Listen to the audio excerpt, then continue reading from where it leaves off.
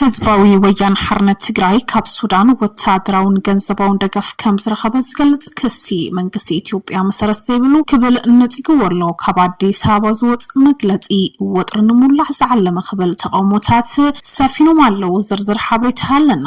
ጀርመንት ካብ ኣሜሪካ 5000 ወታደራት ካብ ኣውሮፓ ክትስሕብ ዝሕለፈት ውሳነ ትጽበዮ ከም ዝነበረት ብመንገዲ ሚኒስተር ምክልኻል ሃገር ኣቢላ ዝሃበቶ ግብረ መልሲ ሪኢና ኣለና። ነዳዲ ጽዒና ኣብ ማያት ቅሕባ ገምገም ባሕሪ የመን ዝበጽሐት አባይ መርከብ ብጨወይት ድማ ተሰዊራላ። ኢራን ንኽልተ ወርሕ ተሳጊሩን ዘሎ ኺናት ደውን ምባል ስምምዕነት ክትገብር ምዃና ተፈሊጡ። ሰላም ከመይ ትጸንሑ ተኸታተልትን ፈተውትን ሕርያን ወስኒውስ ዜናታት ዝዕለት በቶም ዓበይት ነጥብታት ፈልዩና ይሁን ለና ቻናልና ላይክ ሼር ሰብስክራይብ ብምግባር ፈላማይ ሕሪኦም ይግበሩ። ናብ ዝርዝሮም ኣቢልና ህዝባዊ ወያነ ሓርነት ትግራይ ነቲ ካብ ሱዳን ወታደራውን ገንዘባውን ደገፍ ከም ዝረኸበ ዝገልጽ ክሲ መንግስቲ ኢትዮጵያ መሰረት ዘይብሉ ክብል ነጽግዎ። ትውድብ ኣብ ዘውጽኦ መግለጽ ብሎም ዕለት እቲ ብሶኒ ካብ አዲስ አበባ ዝወጸ መግለጽ ወጥሪ ንሙላዕ ዝዓለመ ክብል ተቃውሞ ገሊጽሎ። ነዞም ክስታት እዚኦም ብዘየወላውል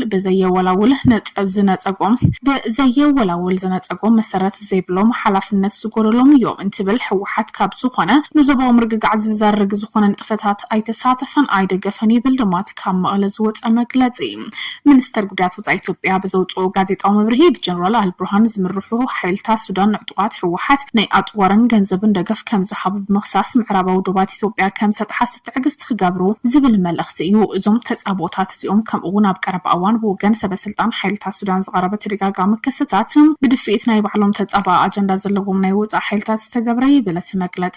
ኣብ ዝቐረባ መዓልታት መንግስቲ ሱዳን ካብ ኢትዮጵያ ዝተበገሰት ሰብ አልቦ ነፋሪት ካብ ካርቱም መጥቃዕቲ ከም ዝፈጸመት ድሕሪ ምኽሳሱ ድማ አዲስ አበባ ምላሽ ይባላታ ካብ ከተማ ባህር ዳር ተበጊሳ ዝበላ ድሮን መዕርፎ ነፈርቲ ካርቱም ኢላማ ከም ዝገበረት እዩ ብወገን ሱዳን ዝወጽእ መግለጽ ድማ ዝጠቅሰሎ። አዲስ አበባ ብወገናት ማለብ ዝሃበቶ ምላሽ ተመሰረት ዘይብሉ ክስ ብትእዛዝ ሓይልታት ወጻእ ዝቐረበ ክትብል ነጽጋቶ እቲ ዝተፈጸመላ መጥቃዕቲ ብዘይ ግብረ መልሲ ብከም ዘይሕለፍ ዘጠንቅቀት ካርቱም ነተቃውሞታት ንምግላጽ ነታብ ኢትዮጵያ ዘሎ ኣምባሳደር ከም ዝጸውዕቲ ኣፍሊጣ ነቲ መግለጽ ባፍኛ ሰራዊት ሱዳን በጀነራል አሲም አዋድ አብደል ወሃብ በሚኒስተር ጉዳያት ወጻኢ ሙሂ አልዲን ሳለመን ሕብራት ኤምሬት ዓረብ ኢትዮጵያ ነቶም ጀነራል ዳጋሎ ዝምሩ ሓይልታት አዳዒም አልሰሪዕ ይድግፋሉ ክብል ከሲስሎ ንሓይልታት አልሰሪዕ ከም ትድግፍ ተኸስስ ኤምሬት ነተጸረበላ ሓያል መርትዖ ክትነጽጎያ ጸኒሓ።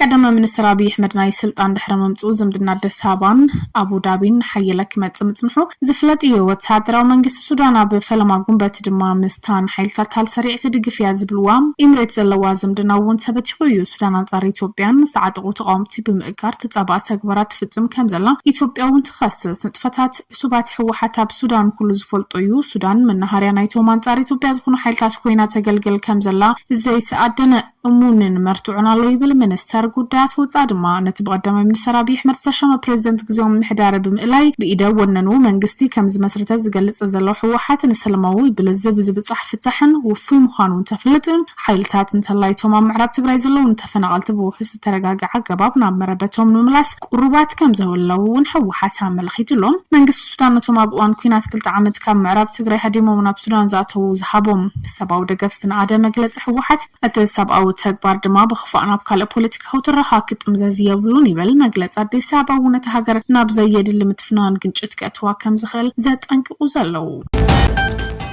ጀርመን ነቲ ኣብ ኣሜሪካ 5000 ወታደራት ካብ ኣውሮፓ ክትስሕብ ዝሕለፈቶ ውሳነ ትጽበዩ ከም ዝነበረት ብመንገዲ ሚኒስትሪ ምክልኻል ሃገር ኣቢላ ዝሃበቶ ግብረ መልሲ ገሊጻላ። ኪዳን ሰሜን አትላንቲክ ኔቶ ብወገኑ ኣሜሪካን ዝወሰደቶ ስጉምቲ ምምሕዳር ዋሽንግተን መብርሂ ክህበሉ ሓቲቱ ጀርመናዊ በዓል ስልጣን ቦሪስ ፒስቶሪየስ ማዕኸን ዜና ዲፒ ዝሃቦ መግለጺ ህላዊ ወታደራት ኣሜሪካ ኣብ ኣውሮፓ ብፍላይ ድማ ኣብ ጀርመን ብድላይ ኣሜሪካ ዝተገብረ ምግባሩ ዝጠቐሰ እንትኸውን ምስሉ ኩነታት ብምትሕሓዝ ኣሜሪካ ሰራዊት ክስሕብ ሙሳና ጀርመን ትጽበዩ ከም ዝነበረት ትገልጽ ዘላ።